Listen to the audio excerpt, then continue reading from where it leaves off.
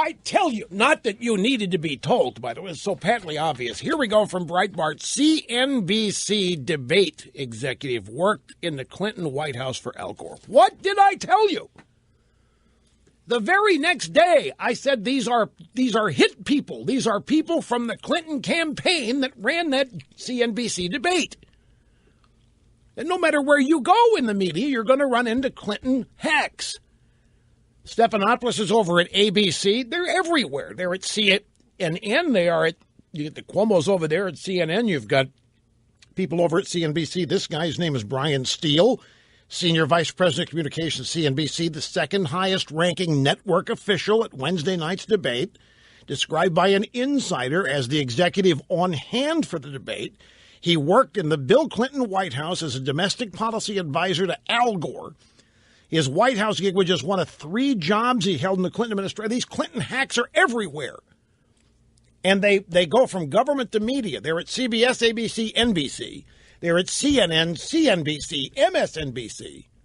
They're everywhere. And there was one, the CNBC debate, exactly as I told you, the whole thing put together, planned, and orchestrated by Clinton war room hacks. Not only that, but the wife, you ready for this? The wife of the CNBC debate executive, who had 3 different jobs in the Clinton White House, is a Hillary Clinton donor.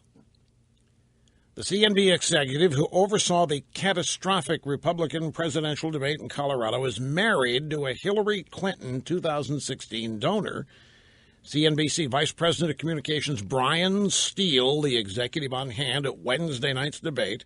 He's married to Eileen Limbaugh, the managing partner at New York City's Lewis, Jones, Avalon, Avalace LLP law firm.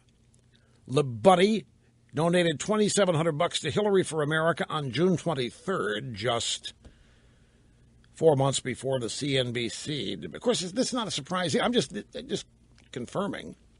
These are not journalists in any way, shape, manner, or form. They're hacks. They're party hacks, disguised as journalists or disguised as lawyers, disguised as think tank analysts and senior fellows and whatever the heck else. No shock, surprise whatsoever. The Republican campaigns have agreed to cut the Republican National Committee out of the debate process and instead negotiate directly with the networks. Well, fine and dandy, you're still negotiating with Clinton hacks. I mean, even after this, it's like I told you, after the CNBC debate, and all these stories about how embarrassed everybody was and how negative the coverage seemed to be. Don't kid yourself. They look at this as mission accomplished.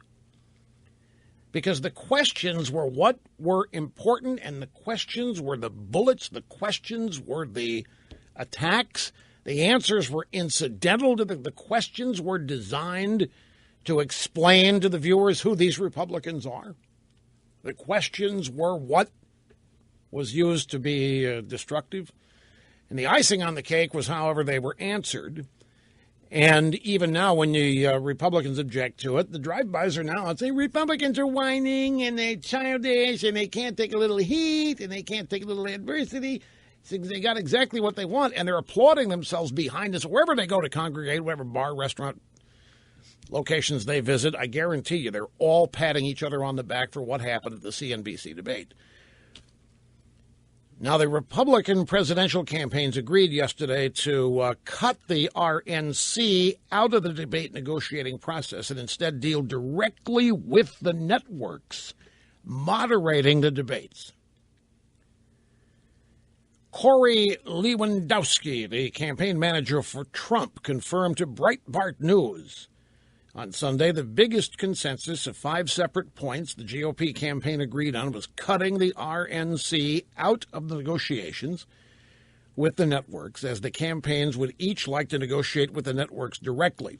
In response to the revelation the RNC will be cut out of the process, Sean Spicer, the RNC chief point man on handling the debates until now, said the RNC nevertheless stands ready to help the candidates in any way they can. Now, I think Ben Carson's campaign suggested that it all take place in social media.